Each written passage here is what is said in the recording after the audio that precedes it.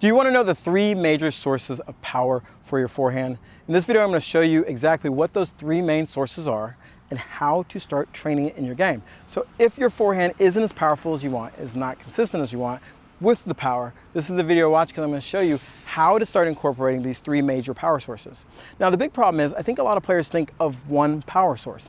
A lot of times they think I'm going to muscle the ball and hit it harder, especially if you're a beginning level player. You're like, if I swing harder, I'm going to hit the ball harder, and you swing harder and it doesn't go any harder, so you swing even harder, but it doesn't work. So the other one is like, okay, you might be a little bit more advanced. You start using your body a little bit more. You're like, okay, it's just using my body and I'm getting more power, but it's not a ton of power, but it's more power. Or it's just like, I just need to like relax and like snap the ball, or there's a ton of it. But the way I want you to think about it is not in just one thing, but in layering things. It's all about the layers of how you put it together. It's in a sense like if you've ever heard the kinetic chain. Kinetic chain is like the sequence of things, which is totally right. But you can still get power just by doing one of those things and isolating it, but you don't get the most efficient power. And so in this video, we're going to break down what I think are the big pieces that if you really understand, it'll take your power to another level. So let's start off with piece number 1. Piece number 1 is your legs. The idea I want you to think of, or 2 ideas I want you to think of, is that we want to use big muscles to do a lot of the work, okay? Big muscles. And if you think about it, some of the biggest muscles and strongest muscles on my body are going to be my legs. And so that's going to be really important that we understand how to use our leg. So the next concept I want you to think of is how we're going to take power or take energy from the ground and push it through my body and then send it through my hand to the ball. And this might think like, How are we going to take power from the ground? The ground's just the ground. Well, think about if you're going to jump. What you're going to do is store energy by bending down, and then you're going to explode or push against the ground to release that energy. The same way I can store energy in the ground and uncoil my body in a second and then release it in the ball. So we're going to learn how to do that in this video. So the very first thing is we want to start thinking about how can we start using our legs more. And there's kind of, I think of 2 different ways you can use your legs. You can use your legs in the first fashion, which is loading. And what this means is when the ball's coming, I'm going to take this outside step, almost like a mini lunge here, and I'm going to do exactly what we just talked about, where I start loading my leg down. Basically, I'm pushing against the ground to then push back on the ground to get some energy from it. So this is the first thing I want you to start thinking of. So how we're going to drill this is do exactly that. So all I want you to do is get in a habit when the ball is coming is to load this outside leg. And hint, hint, there's a couple other things. And if you want to know about all those things that come with the forehand, go watch this video. I'll reference some of them just so you know. We want to use our non-dominant hand to push the racket back as we load. And so this is going to lead into something else we're going to talk about later, but I just want you to start doing it now. And so you're going to feel yourself really pushing into the ground, and it's almost like a little bit of a lunge, okay? And that's the very first drill I want you to do. Start learning how to use the ground force. The next thing we're going to do is we have to start using our hips, because really what we want to do is use our hips to help other parts of our body to bring the racket to contact. And so what that looks like, most players, when they're swinging with their arms. Okay, I see this so many times when I'm helping people on virtual coaching or whatever, they're swinging with their arms. And I don't see, or what I do see a lot is that the arm goes first and the arm pulls the hips. It needs to be reverse. It needs to go, the hip pulls the arm.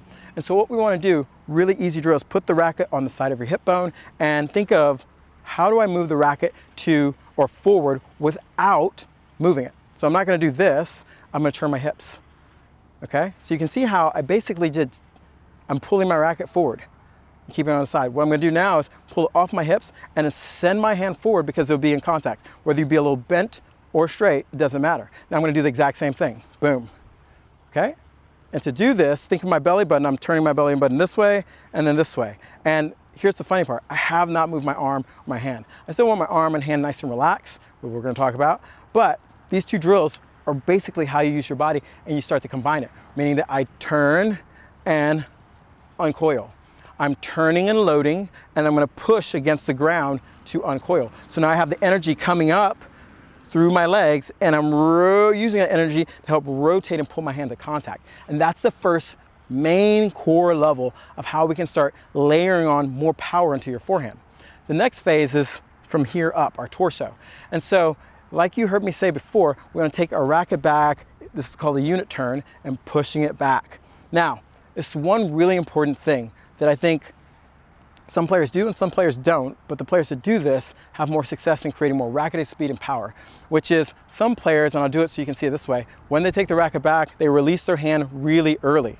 And so if you look at my shoulders and my hips, they're kind of similar. The second part of layering on the power is creating separation. And so what you see the pros do is they push longer with their left hand, they push it back more because my shoulders are now facing this way and my hips are facing this way. This is a whole nother level of storing energy in my torso. So as I twist, I'm storing energy compared to if I just rotate, rotate my hips and my shoulder together, there's no storing of energy. And so a really easy drill to do this is just take your racket out in front of you and twist, okay? And when you're twisting, I'm twisting my shoulders, okay, and my torso against my hips. So my hips are facing this way, shoulders are facing this way. So now, if you do this a couple times, and feel free to relax your legs here. I'm just naturally drawn to loading because I've only done this my entire life.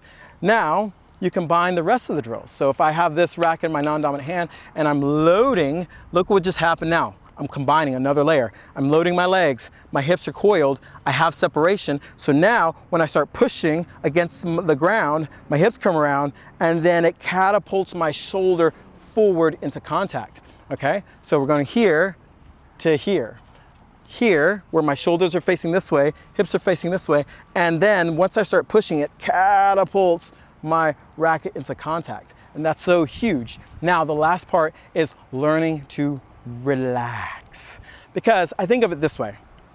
If the ground is where the power is and the contact's where we want to send the power, we need a bridge from the ground to the ball. And that bridge is my hand, okay? My hand is going to take the force now and apply it to the ball. If you are squeezing, death gripping the racket, what happens is you're very stiff. And there's a couple different things. I've done a couple videos that you should maybe check out here that talk about having the right wrist action to make sure you're doing it right. But I want to speak to it because there's a lot of questions about this. And you hear some coaches talking about you need to snap through and be really, really loose. And then you see some coaches are like, hold it back and get up here. And I don't really think either one of them are wrong. I think there's different layers or different levels of efficiency.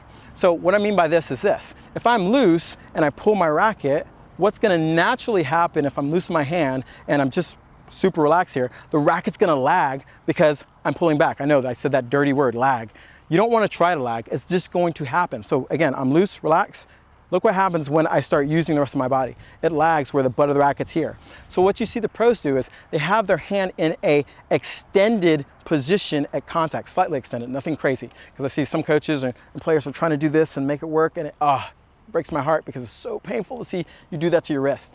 It's just really slight. So just to give you more context, this is kind of neutral. This is like, almost 90 degrees, and this will probably be where you want it.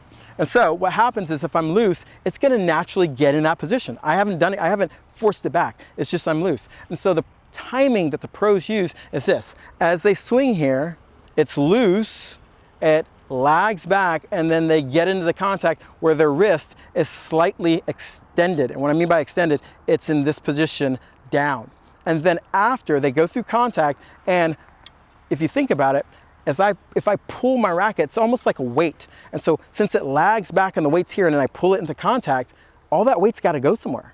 It's going to go forward. And those are the two videos I talked about, how to making sure that you're releasing the racket, but not too soon. You're not snapping your wrists through the ball. What you're really doing, it looks like a whip in the sense that as I pull, I'm relaxed. I make contact with my hand in that extended position. And then as I relax, I let the head go forward. Now, you see the other side of it where you see some coaches, maybe a little bit classical kind of like coaching, where they're like, okay, do this. That's not bad either. It's just, I think, not as efficient. This is the reason why. Because if I'm holding my hand here and I have the momentum going forward that we talked about, I have to resist the head from going forward. I have to clutch the racket harder to make sure it doesn't go forward. But in the kind of context of them holding this way, they really do a great job of making sure at contact you have that extended position. We need to have a balance of both. So when we're swinging, we have this relaxation that relaxes the racket back, gets the contact in an extended position, and then you just relax and let the racket come around. And so where you hear certain coaches, say you're supposed to kind of snap your wrist or relax in your whip, I think totally right. The key is the timing of when I do this, and what you see the pros doing, they do this nice action, and on the surface it looks like they're snapping the wrist through. What they're really doing is lagging because they're relaxed, getting to extended position of contact, and then letting go. So it looks like that.